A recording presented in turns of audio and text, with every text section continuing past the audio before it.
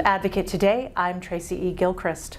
The racially motivated shooting that killed 3 black people in Jacksonville is being investigated as a hate crime. Before killing 3 people at a Dollar General store, investigators say the gunman visited a nearby HBCU, but students at Edward Waters University alerted security, who likely scared the suspect away. Police say the weapons used in the shooting were legally purchased. Tennessee State Representative Justin Jones was nearly kicked out of the state's legislature for pushing for common-sense gun reform laws. He says, "We don't have time to live this way." Americans should be tired of this. This is madness, and we don't have to live this way. And to see 3 precious black lives taken in a state where you have an asinine governor attacking black people, attacking black history, and then you have people making excuses saying it's not a gun issue when he had an AR-15. I mean, other nations have hate, but we're the only nation that keeps having mass shootings because of policy decisions. And we don't have to live this way. We don't have to live this way anymore. The White House is also calling for gun reform. Jacksonville is home to 1 million people. A third of them are black. A new report says that requests to ban books in public schools and libraries increased by 70% last year. The American Library Association recorded 1,050 requests to censor library books in 2022. That's up from 619 requests in the previous year and a 21-year high. Books with LGBTQ+ themes have been among the most challenged titles since 2016. Other book titles were also written by people of color. The ALA says they've seen a shift from individual parent objections to coordinated book ban requests. Groups like Mom for Liberty has flagged several books on the top 13 list to its members. A Texas judge is blocking a new law which would have banned gender-affirming care for minors. The law was set to go into effect on September 1st. It would prohibit most minors from receiving treatments like puberty blockers and hormone therapy. The judge noted that the law likely violates the Texas Constitution, which protects a parent's right to make decisions in their child's health care. The decision is a win for LGBTQ+ advocates. Texas is hosting a new LGBTQ+ event for brands, entertainers, and LGBTQ+ professionals. Unleashed LGBTQ+ is a 3-day event in Dallas where you can network with professionals and see performances from the biggest names in LGBTQ+ culture. Former Pennsylvania State Rep Brian Sims has been a staunch advocate for his LGBTQ+ community. He tells the Advocate Channel's Aaron Dean what he is most excited about at Unleashed LGBTQ+.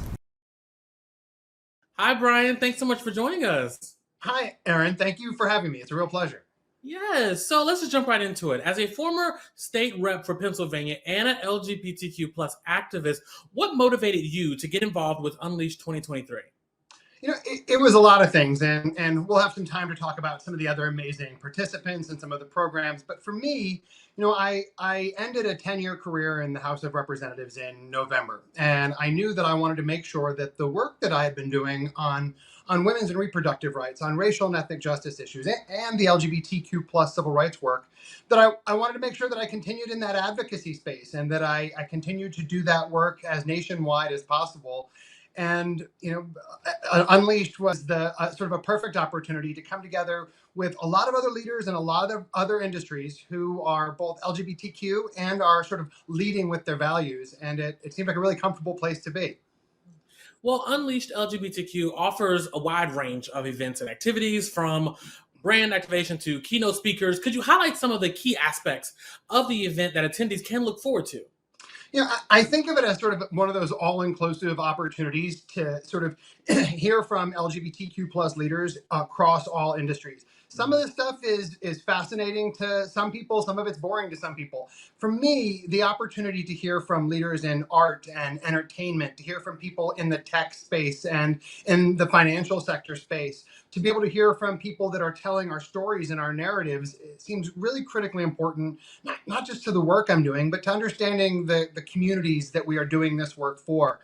The other thing I think that's really important about Unleashed LGBTQ is just sort of, aside from the diversity of the programming, the participants are as broad as the LGBTQ+ communities are. And that's, sometimes that's not always the case with LGBTQ+ spaces, and it certainly is with Unleashed. And I think that in and of itself is an opportunity for a lot of us to learn from one another in places where we are not always, and to stop assuming a certain understanding or assuming knowledge, but actually gaining it. Yeah. Well, and even to that point, we're always talking about amplifying voices and telling the stories of, different groups and marginalized communities. How can this event continue to do that, not only for, inside the community, but also those who are not within it? Yeah, I had a friend years ago, Aaron, who ran for a city council position in a major city in America. He didn't win, but he was a Latinx scientist. And he used to say to me, don't pretend to give a voice to the voiceless, give them a microphone.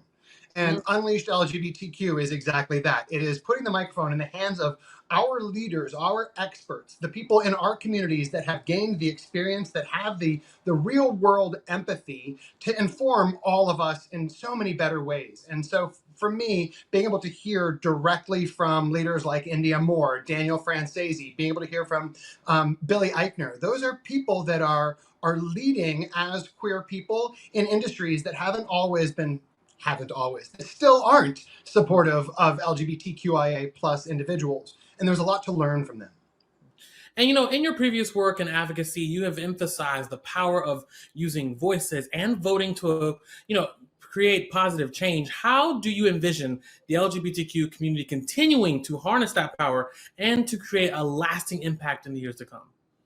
It's interesting. You often hear around election time, as we're going into, about the strength of any particular voting community, any particular voting bloc. If all people of color did this, if all women did this, if all young people or all students voted this particular way, that they could have incredible power. And obviously that's true of LGBTQ people. But for us, it's true in slightly different ways. And one of those ways is that LGBTQ people are significantly, I think, better than the general population of talking about how real world policy issues impact our lives, and making sure that the people who are in our circles, our family, our friends, our neighbors, our coworkers, have an actual understanding of how good and bad public policy can hurt and help our loved ones, can hurt and help our families. And I think that that's one of the opportunities that we have here, is to be able to really talk to major issues from people impacted by major issues.